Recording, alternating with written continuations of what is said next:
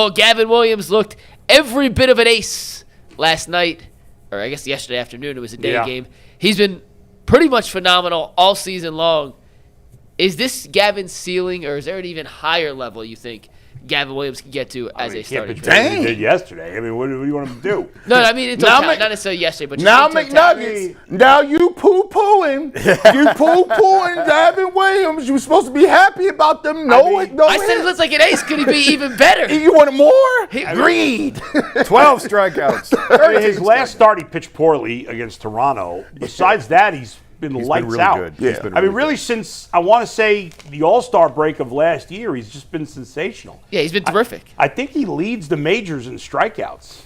I'll look that up right now. With 53. If he's not at the top, he's right there. I mean, you look. I mean, 2.70 ERA, a 102 WHIP, and 53 Ks in 43 innings. I mean, that's Cy Young numbers right there. It is number one in Major League Baseball in strikeouts, Bull. Great call. Do we owe him an apology? No. Well, For what? Because I felt like in the pecking order, we slid Tanner Bybee above him. I never did. No. Jay did. Others did. I said all along, Mike, you know this. I always said Gavin Williams is better than Tanner Bybee. Bull has been consistent. From the beginning, he had better stuff.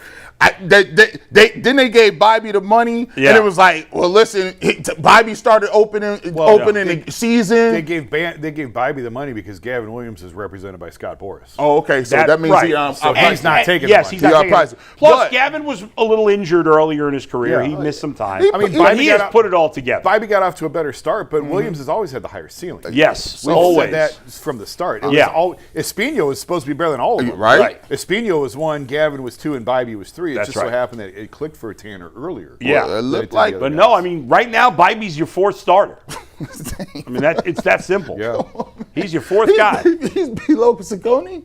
No, the Ciccone five. Okay. I was like, you had to. And Tanner pitched well the other day. He just doesn't get very deep into games. Listen, he's pitched fine. He's not been bad. Right now, Gavin's your ace, Messick's your 2, Cantillo's your 3, and Bybee's your 4. Yeah. That's it. I mean, that's based on how they're pitching. I mean, he was getting Well, listen, that's a good thing. day. If Bybee's your 4th starter, that's good. Part of that is because Messick has emerged. Right. That's my I mean, favorite listen, player. since late last year, even going back to last year, Williams has been great. Cantillo's been great. I know we didn't see a lot of Messick's last year, but he's been fantastic. I mean, one start after the next. As usual, the Guardians' starting rotation is keeping them in the mix. Yeah. That and the fact that the division is pretty bad. Super trash.